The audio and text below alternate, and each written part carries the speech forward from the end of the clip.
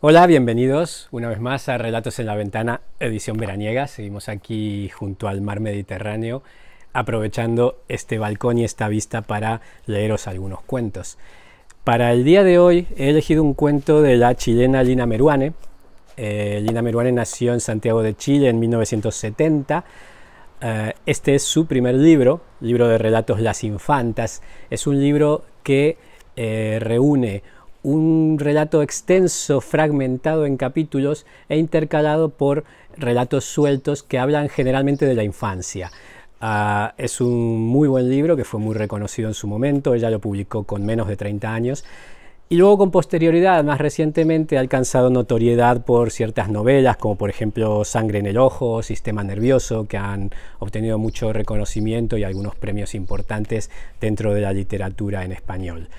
Bien, pues para que conozcáis, quienes no la conocéis aún, a Lina Meruane, os voy a leer un cuento de Las Infantas, publicado en 1998, y el título del cuento es Pasos en falso. ¿Por qué me estás siguiendo? Tenía voz de cristales rotos y venía detrás de mí, casi tocándome los talones con la punta de sus zapatos acharolados. Pensé que se burlaba y me volteé, buscando una sonrisa cómplice. Pero nada de sonrisas ni de complicidades. Me encontré con una niña de pupilas enormes, dos agujeros negros que se confundían con el iris. Tenía las córneas irritadas y parecía no cerrar nunca los ojos enarcados por unas cejas demasiado escasas. Su pelo ralo parecía áspero, sus labios estaban heridos por el roce continuo de su lengua. No paraba de chupárselos. «Estoy esperando», dijo, lanzándome su aliento a musgo, el olor de las mañanas cuando yo atravesaba el jardín de la casa camino a la escuela. Ese era el aroma que se desprendía de su cuerpo, de sus manos húmedas, de los puños huesudos apretando, uno el lápiz de madera afilado y el otro un trozo de papel. Tan intenso era su aliento que lo vi verde, aunque era completamente rosada su lengua, rojas sus encías, los dientes demasiado blancos y algo chuecos. Chuecos como los míos, que muy pronto quedarían perfectamente alineados por los fierritos. Tomó aire y dejó caer la bola de papel que había arrugado. La pateó lejos, mirándome con un odio que quizás fuera miedo. Estaba convencida de que yo la seguía, y por eso me di la vuelta para reanudar sola mi camino. Ella me alcanzó, me enterró un dedo en la espalda, y yo me habría reído si entonces no hubiera repetido, amenazante, ella. «Quiero saber por qué andas tras mis pasos». Su olor me pareció aún más poderoso cuando volvió a callar. O serían sus pupilas, sus conjuntivas atravesadas por minúsculas venas. Todavía apretaba su lápiz de grafito con la otra mano como una herramienta. Me pregunté si ella dormiría cerca de la acequia, rodeada de berros y de malezas y de flores silvestres. Pero era absurdo, su cuerpo no mostraba rastros de barro, los puños de su camisa blanca lucían impecables, el corbatín del uniforme carecía de manchas y sus calcetines, a diferencia de los míos, se aferraban a sus piernas hasta las rodillas. El charol de los zapatos brillaba impecable.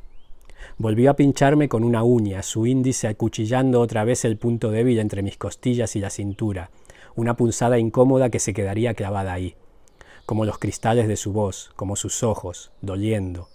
Me dijo mi padre que me cuide de la gente que carga sacos. Arrugué el costal de arpillera que llevaba bajo el brazo intentando disimularlo detrás de mi bolsón de cuero. Me dijo también que no me distrajera en la escuela, que el del saco podía muy bien ser una niña como tú, con fierritos en los dientes.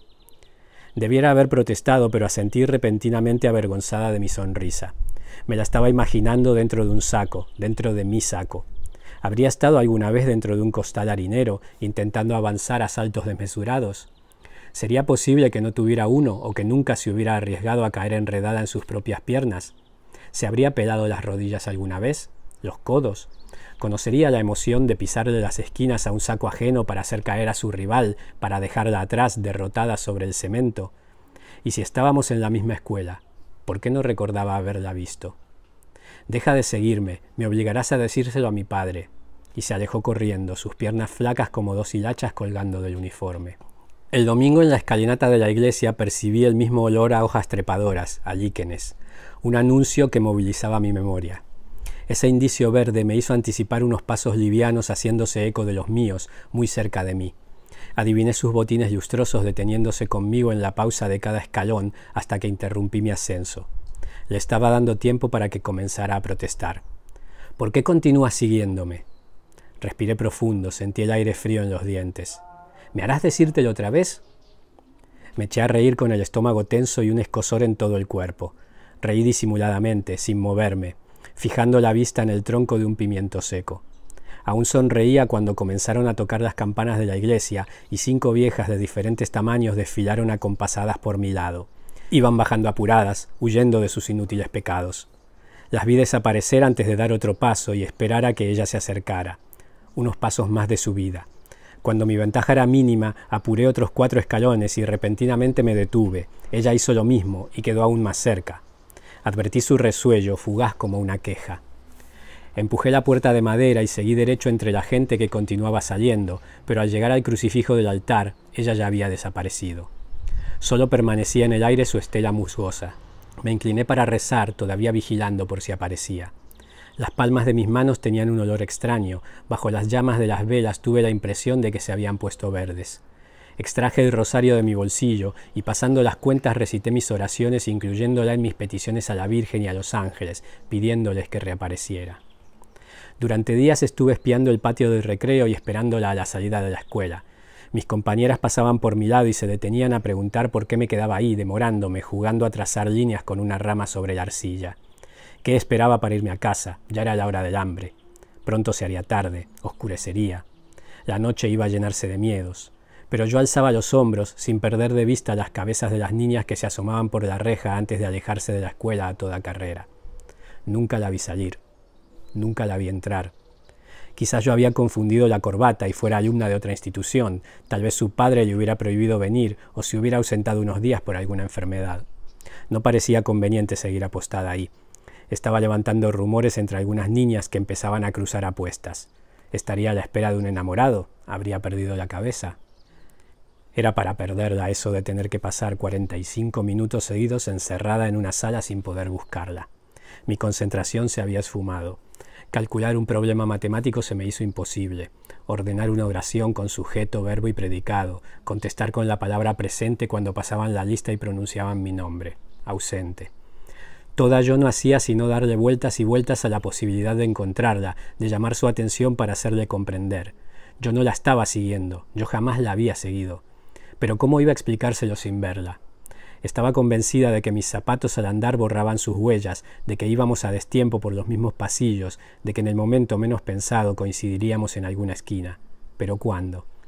Quizás sin yo saberlo, nuestras voces se mezclaban en el himno durante la asamblea matinal. Quizá respirábamos el mismo aire, quizá comprábamos la misma merienda en el kiosco, comíamos del mismo queso, de la misma mortadela. Interrogué al kiosquero, a la inspectora del recreo, al guardia de la entrada. No recordaban a ninguna alumna de pelo ralo ni ojos negros de enormes pupilas. Se me acababa el tiempo. El verano se había dejado caer como una tormenta, cerrando la escuela por vacaciones. 2 meses de calor encerrada tras la ventana del segundo piso. Nadie con quien jugar, el saco recién planchado sobre la silla esperando el salto, las caídas de rodillas, los revolcones en el cemento. Y mi tía todo el tiempo detrás de mí, que saliera al patio a aprovechar las mañanas de brisa y de pájaros, que me aventurara a la calle a ver si pescaba algo de sol, tan pálida me encontraba. Necesitaba moverme, ejercitarme, estaba mustia, pero yo permanecía en guardia bajo el dintel mientras la leche iba enfriándose en el vaso y el pan con mermelada se cubría de moscas y la comida se perdía. Se perdía toda, yo no podía abrir la boca. Mi tía se llevaba los platos intactos y refunfuñando procedía a lavarlos. Languidecía con la mirada perdida entre los árboles del jardín vecino, en las calles aledañas. Sentía el cuerpo lleno de aire, de vacío. Nada más que un gusto amargo en la boca, el sarro acumulándose en mis muelas. Cualquier ruido me hacía dar vuelta la cabeza. Sentía su mano tocando mi hombro, su uña entre mis costillas para pedirme explicaciones. ¿Cuándo terminaría ese verano? La campana comenzó a sonar cuando yo aún me hallaba a una cuadra de la escuela. Apuré el paso hacia las demás alumnas ya ordenadas en una fila al costado de la asamblea y me ubiqué detrás de la última, a cesante. Todas llevaban el pelo largo, tomado en moños altos, colas de potra inquietas esperando la partida.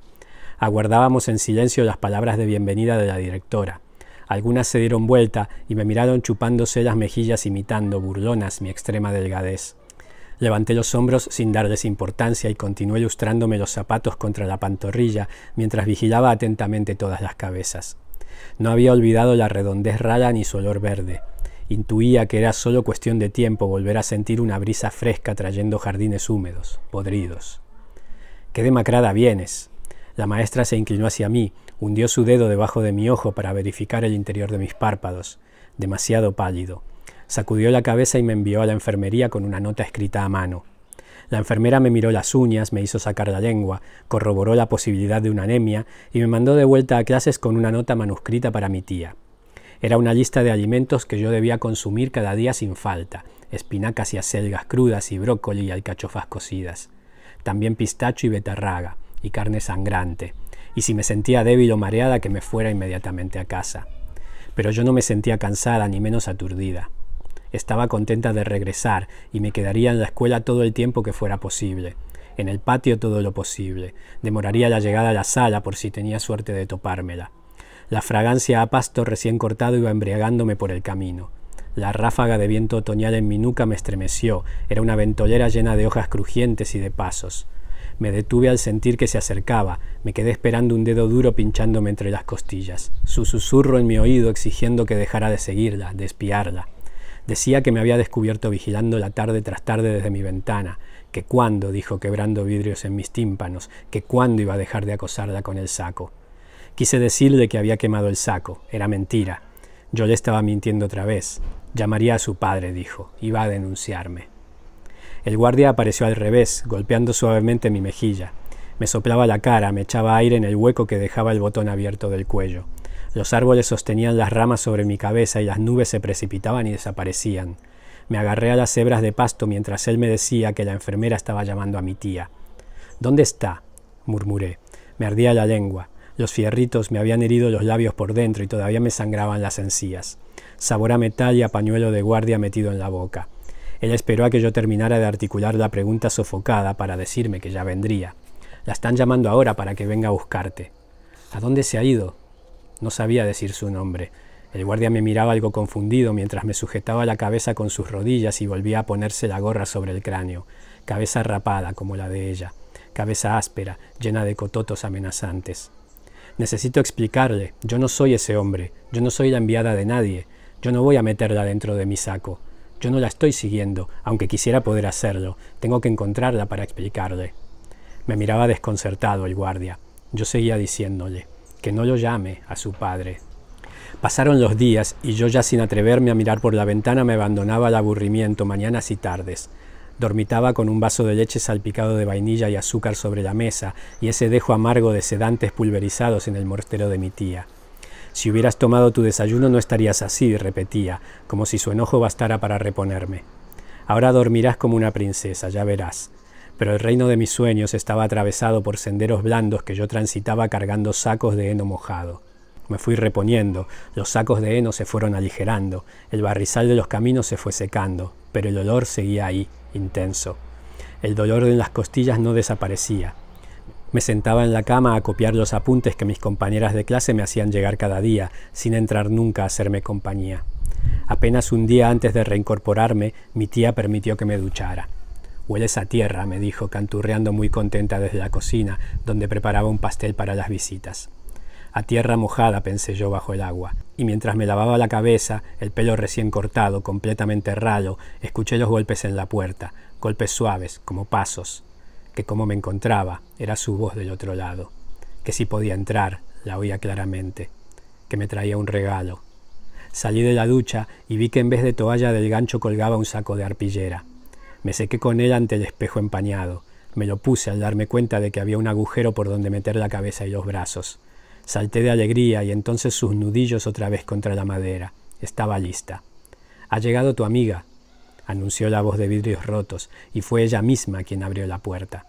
Nos miramos detenidamente. Su pelo había crecido, su cuerpo se había hinchado. Era una niña en uniforme, tenía ahora una expresión muy dulce. Me dijo que la tía había puesto un té de menta y hierbabuena para nosotros en la sala. Dejé que se adelantara y la seguí por detrás, pensando por primera vez en mi padre, en qué diría mi padre de esa niña, y pensando en él, le enterraba el dedo entre las costillas. Se lo enterraba como si fuera a atravesarla. Levantando la voz, sin pensarlo, empecé a susurrarle en el cuello una y otra vez la misma pregunta. ¿Por qué me estás siguiendo?